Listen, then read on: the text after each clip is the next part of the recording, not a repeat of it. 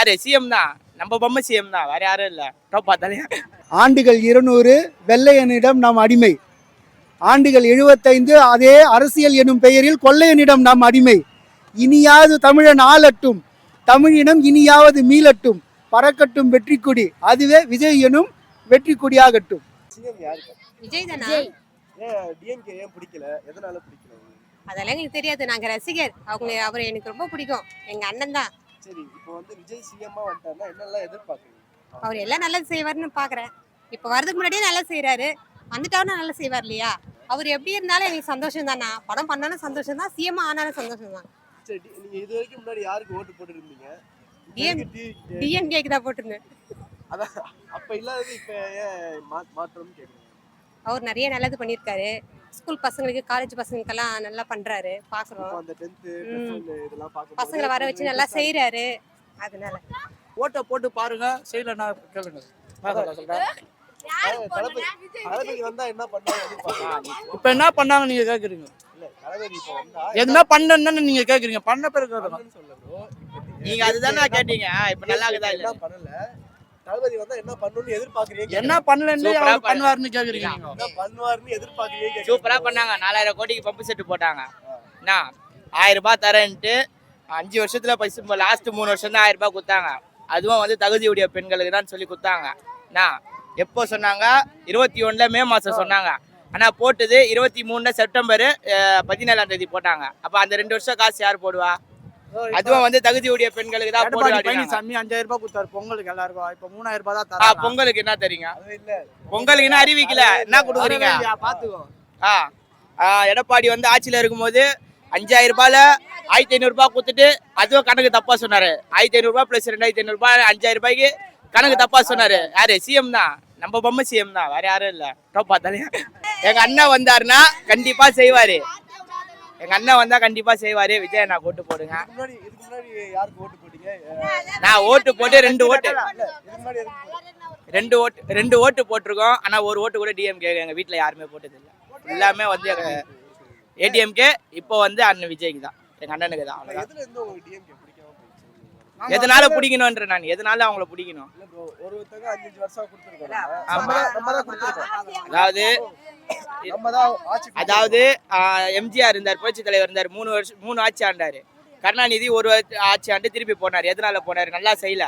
அம்மா இருந்தாங்க, தொடர்ந்து 2 வாட்டி 3 வாட்டி அவங்களும் ஜெயிச்சாங்க. அப்பயும் வந்து ஒரு வாட்டி இருந்து அவர் தோத்தாரு. ஏன் இவரு 2-3 வாட்டி தொடர்ந்து ஜெயிக்கலாம்ல? மக்களுக்கு தெரியும். யாரோ வரணும்னு நினைக்கிறத விட எனக்கு விஜய் வந்தா நல்லா இருக்கும்னு தோணுது.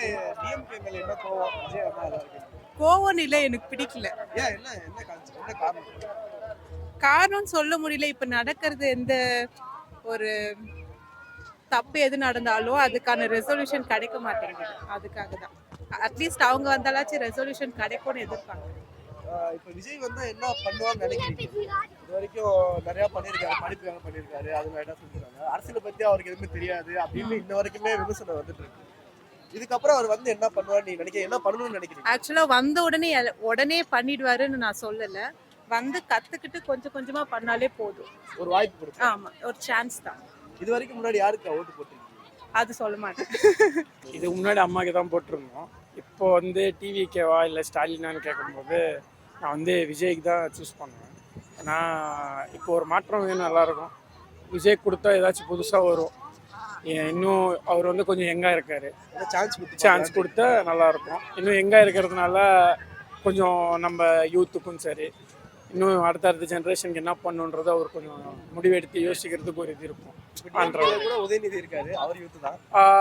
உதயநிதி இருந்தார், பட் இப்போ இவ்வளோ நாள் இருந்தார், பட் என்ன ப்ரூவ் பண்ணியிருக்காருன்றது யாரும் பார்க்கல. மேபி அது நான் பார்க்கல, அதனால நான் அவரை சூஸ் பண்ண விரும்பலை. விஜய் ஏன் சூஸ் பண்ணுறேன்னா மேபி இதுதான் ரீசன். கொடுத்து பார்த்தா தான் தெரியும். நம்ம வந்து ரொம்ப பல வருஷமாக பார்த்துட்டு இருக்கோம் அந்த ஃபேமிலியை. கொஞ்சம் மாற்றம் வந்தால் நல்லாயிருக்கும் பாலிடிக்ஸ். எந்த விதத்தில் ஃபெயில் ஆகிருக்காங்கன்னு நினைக்கிறீங்க? ஃபெயில் ஆகிறது ஒன்று தான். இப்போ மக்களோட இதில் பார்த்தீங்கன்னா என்ன நீடுன்றது அவங்களுக்கு தெரிய மாட்டேது. மேலே வரைக்கும் போக மாட்டேது. கீழே அந்த ஸ்டேஜ்லேயே நிற்கிது ஒரு பாயிண்டில். அது மேலே போனால் தான் அவங்களுக்கு புரியும். கீழே இருக்கவங்களும் கரெக்டாக இல்லை, அதுக்கேற்ற மாதிரி இவங்களும் சப்பார்டினேட்ஸ் அப்படி தான் இருக்கிறதுனாலதே என்னமோ தெரில, பிரச்சனை அப்படியே இருக்குது. ஒரு மாற்றம் வரும்போது என்ன ஆகும்னா எல்லோரும் இன்த்யூசியாசமாக இருப்பாங்க அந்த வேலை செய்கிறதுக்கு. இல்லை புதுசாக எடுத்து பண்ணும்போது ஒரு இது இருக்கும். ஒரு 5 வருஷம் ஒரு புது மாற்றம் வரும்போது எப்படி இருக்கும்னா எல்லாரும் படப்படப்பாக இருப்பாங்க. பழசு அப்படியே இருக்கிறதுனால சிஸ்டம் அப்படியே போகும் அப்படின்ற மாதிரி விட்டுருவாங்க. ஸோ அதுதான் டிஃப்ரென்ஸு. நான் திராவிட முன்னேற்ற கழகத்துக்கு தான் போடுவேன். ஏன்னா என்ன காரணம்? இப்போ அவர் தான் சிறப்பான ஆட்சி கொடுத்துட்டு இருக்காரு. இப்போ பெண்களுக்கு ஃப்ரீயான பஸ் கொடுக்குறாரு, மாதம் 1000 ரூபாய் கொடுக்குறாரு. இன்னும் எத்தனையோ திட்டங்களில் செயல்பாடு நல்லா நடத்திட்டு இருக்காரு. புதுசா வரவங்களுக்கு சப்போர்ட் பண்ணலாம்ல. சப்போர்ட் பண்ணலாம். இருக்கிற ஆட்சி கரெக்டாக நடக்கும்போது எதுக்கு புதுசாக சப்போர்ட் பண்ணலாம்? நிறைய பேர் போராட்டம் பண்றாங்களே, அதுக்கு என்ன? அவங்க ஆப்போசிட்ல எது பிடிக்காதவங்க என்னென்னமோ பண்ணலாம். மக்கள் இறங்கி பண்றாங்களே போராட்டம். மக்களாக இறங்கி பண்ணுறாங்களான்னு தெரியுமா? அது காசு 500 ரூபா கொடுத்தா எல்லாருமே போய் நிற்கலாம். நானே ஒரு 1000 ரூபாய் கொடுத்தா நானே போய் ஆப்போசிட் நிற்கலாம். அப்போ நீங்கள் டிஎம்கே பற்றி பேசக்கூடாது. அப்படி இல்லை, அது காசுக்காக பண்ணுறாங்கல்ல. அதெல்லாம் காசு கொடுத்து நிக்கிறாங்கன்னு சொல்றீங்க. கண்டிப்பா. இப்ப கடன் 5 லட்சம் கோடி இப்ப அந்த கடன் 5 வருஷத்துல 5 இப்போ இவ்வளவு செயல்பாடு திட்டங்கள் நடந்துட்டு இருக்கு. அது எப்படி எதன் மூலியமா நடக்குது? அப்ப தண்ணி சரியா போகல. இப்ப இந்த கால்வாய்க்கு 4000 கோடி ஒதுக்குனாங்க, அதுக்கும் தண்ணி சரியா போகாம ரோட்ல தானே இந்த மக்கள் கஷ்டம். ஃபுல்லா வீடுகள் ஆயிடுச்சு. எல்லாம் மடக்கி எல்லாம் வீடு கட்டிட்டாங்க. அது எப்படி அப்புறம் தண்ணி போலனா எப்படி? அதுக்காக தானே நம்ம திட்டத்தை கொண்டு வந்து பூமிக்குள்ள போற மாதிரி பண்ணுது. அதுதான் ஒரு செயல்பாட கரெக்டா நடந்துட்டு இருக்கு. நீங்க அடுத்தவனு எல்லா செயல்பாடும் ஒரே நடக்கணும்னா எப்படி? பொதுமக்களுக்கும் யாருக்கா வாய்ப்பு தரல. அப்பாக்கு அப்புறம் பையனுக்கு அப்புறம் பேரன் இப்படியே வந்திருந்தாங்கன்னா அப்படி இப்போ அவங்களே கரெக்டா தானே பண்றாங்க. இல்லை, அடுத்த சிஎம்னு பார்த்தீங்கன்னா நிறைய காம்படிஷன் வந்து இருக்குது. ஸோ இப்போது தளபதி விஜய் பார்த்தீங்கன்னா அவருக்கு நிறைய ஃபேன் பேஸ் இருக்குது. ஸோ இப்போ ஃபேன் பேஸ் எல்லாமே வந்து ஓட்டாக மாறணும்னு எந்த ஒரு அவசியமும் இல்லை. ஆனால் நல்ல காம்படிஷன் இருக்குது. ஸோ டிஎம்கே விசஸ் டிவிகே அவர் சொன்ன மாதிரி வந்து 2 பேருக்கு நடுவில் தான் வந்து போட்டியே. ஒன்று டிஎம்கே, இன்னொன்று டிவிகே, அவ்வளோதான்.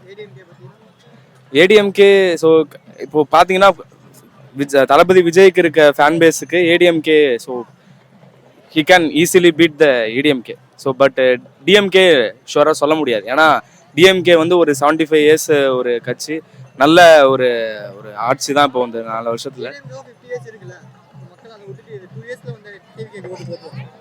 அது கரெக்டு தான். ஏடிஎம்கே வந்து ஒரு ரொம்ப வருஷம் இருக்க ஒரு கட்சி தான். ஸோ ஆனால் வந்து அந்த மினிஸ்டர்ஸ் சப்போர்ட்டு முன்னாடி வந்து அம்மா இருக்கும்போது, ஜெயலலிதா அம்மையார் இருக்கும்போது இருந்த ஒரு சப்போர்ட்டை விட இப்போ ஏடிஎம்கேவுக்கு ஒரு வலு இழந்த மாதிரி தான் வந்து இருக்கு ஸோ கட்சி. ஸோ ஒரு புதுசாக ஒரு அரசியலை வந்து எல்லாரும் விரும்புவாங்கல்ல. இப்போ ஒரு புதுசாக ஏதாவது ஒரு விஷயம் வரும்னா, ஒரு புதுசாக ஒரு ப்ராடக்ட் எடுத்து வராங்கன்னா எல்லாரும் மக்கள் வந்து அது மேலே தான் வந்து ஒரு ஈர்ப்பு இருக்கும்.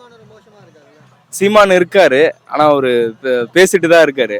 ஸோ அந்த நேற்று ஒன்று பேசுறாரு, இன்னைக்கு ஒன்று பேசுறாரு. ஸோ அப்போ மக்களுக்கு வந்து ஆட்டோமேட்டிக்காக அவர் மேலே இருக்க ஒரு ட்ரஸ்ட் வந்து போயிடும்ல. ஸோ இப்போ விஜய் இப்போ தளபதி வந்திருக்காரு, ஒரு அரசியல், அவர் ஒரு அரசியல் பேசிட்டு இருக்காரு, அவர் ஒரு போக்கில் வந்து போயிட்டு இருக்காரு. ஸோ இப்போ புதுசாக வரும்போது எல்லாரும் அவர் மேலே தான் ஒரு ஈர்ப்பு இருக்கும். ஸோ ஒரு அட்ராக்ஷன். ஸோ இவர் என்ன பண்ணுறாருன்னு பார்க்கலாமே அப்படின்னு சொல்லிட்டு இருக்கும். இப்போதானே வந்திருக்காரு, இதுக்கப்புறம் தானே வந்து எல்லாமே அது நடக்கும். ஸோ எடுத்த உடனே எல்லாமே வந்துடாதுல்ல. ஸோ இப்போ வந்திருக்காரு, ஒரு போக்கில் ஒரு அரசியல் பண்ணிட்டு இருக்காரு. இதுக்கப்புறம் ஏதாவது ஒரு நிறைய அவர் என்ன தோணுதோ, என்ன ஒரு ஃபார்ம்ல பண்ணுவாரோ அதை பண்ணுவார்ல. அதான் ஜனநாயகம் ட்ரைலர்ல சொல்லியிருக்காரு, திரும்ப போற ஐடியாவே இல்லைன்னு சொல்லியிருக்காருல்ல.